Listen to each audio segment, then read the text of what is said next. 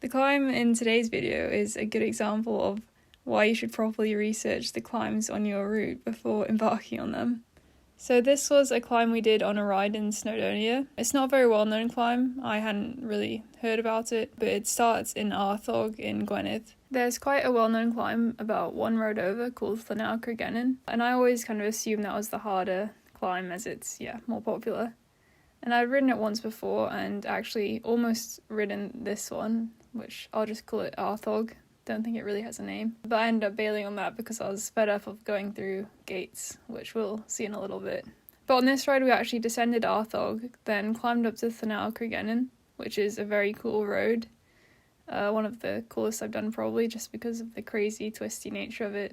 Then we did a few other hills, came back down Llynawr and then came up Arthog. And this climb is definitely by far the harder of the two. We should really have known what we were in for considering we descended it about an hour earlier. But somehow I didn't quite grasp how steep it was until we were heading on up it. The previous day there'd been a lot of rain and wind, so quite a lot of debris in the road, so the conditions felt a lot more autumnal than the nice dry summer roads we were hoping for. And to be honest, it was an absolutely terrible descent, probably one of the least enjoyable descents I've done. It required quite a bit of concentration to stay upright.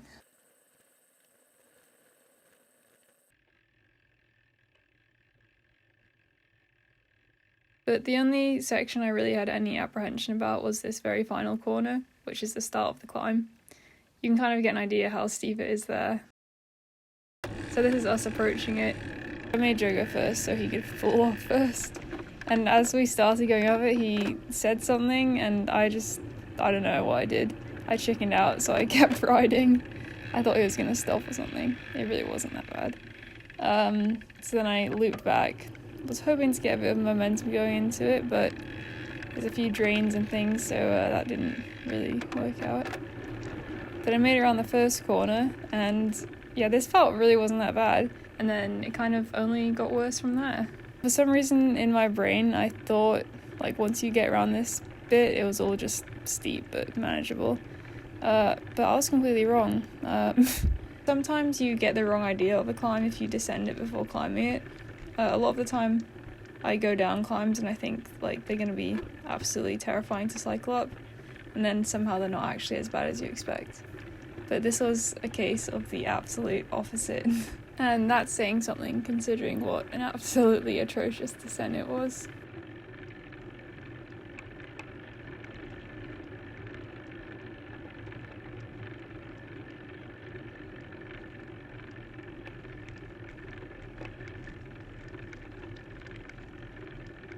And only now have I actually gone back and looked at the segment. And it's a mile at 15.5%. But what makes that so bad is just the road surface. It's narrow. There's also these kind of weird ridges popping up everywhere, little areas that they've repaved part of. These kind of slabs that appear on the sides. And they wouldn't be a problem if you're riding at normal speed. But when you're going about 2 miles an hour, every little bump feels like a mountain. So it was actually quite terrifying trying to pick the right line, which I definitely didn't do. So I was so focused on just weaving that I wasn't really thinking about the cycling part, which is probably a good thing because it was quite a cold day. My legs were just not working at all. And I kept thinking we'll get around the corner and it'll ease off, but kind of just kept going. If you look at a few of the more minor segments, it's about 23% for, nearly half a mile, which is pretty absurd. So it's probably a good thing that I didn't really check that out before.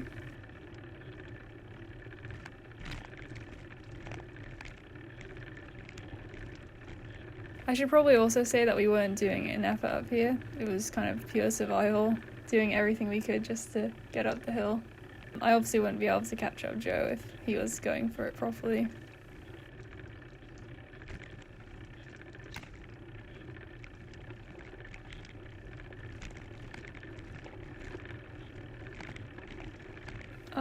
I really didn't think I looked quite that strange when cycling.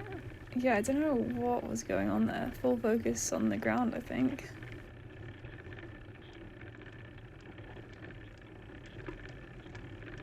Absolutely no chance either of us were going to risk standing up on this either. I think it would just have been wheel slippage galore.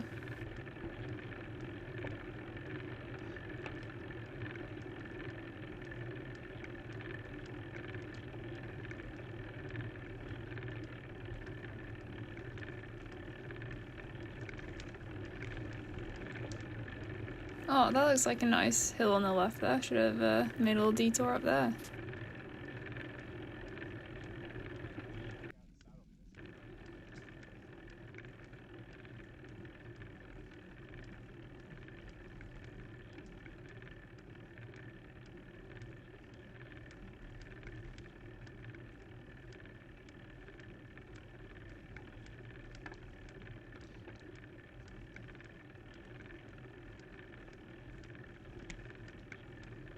Some really pleasant little bumps here as well to just add to the thrill of it all.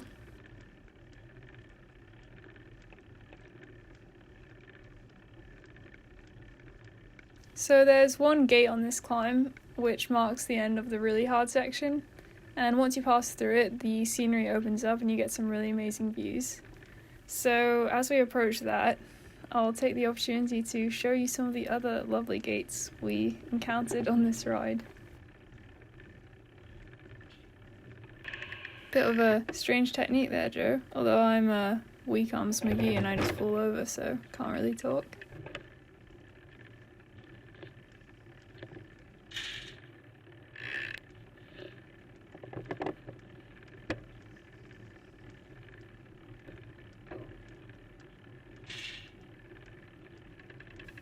We were just out there to have a good kind of adventure ride, so we managed our annoyance fairly well.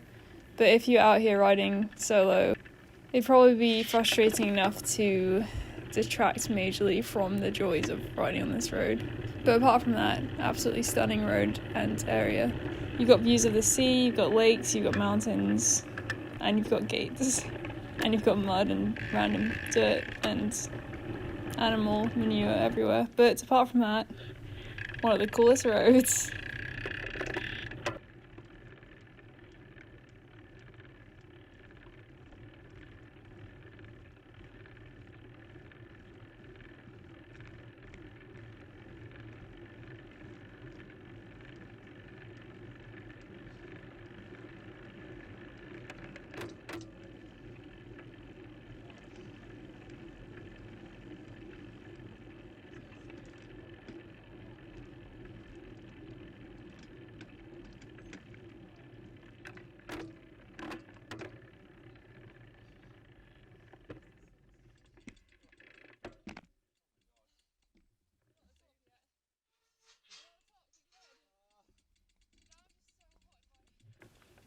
And then when you get to this gate, the gradient does drop off a lot, so it's still very steep, but like still into the double digits, but compared to the previous bit of hellish road, it feels quite nice. But yeah, it's a bit strange how this isn't kind of a more well-known climb. I guess that in terms of the road itself, it's not particularly like beautiful, at least not until the end. The climb, Arthog kind of has a lot more going for it in terms of scenery and just memorable features of the road, but it's definitely nowhere near as hard as this one. And yeah, it's kind of shocking that I missed it out the last time I rode in this area. So I think if you're up for some really tough hills and you're riding other cool climbers around here, it's definitely worth a venture up.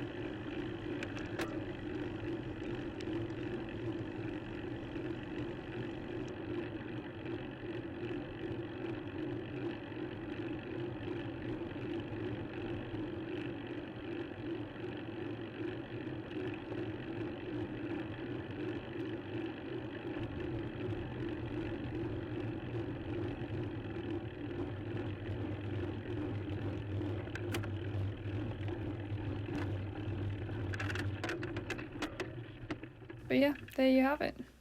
Arthog to whatever it's called. Arthog official 100 climbs X list number 99. Oh look, a gate.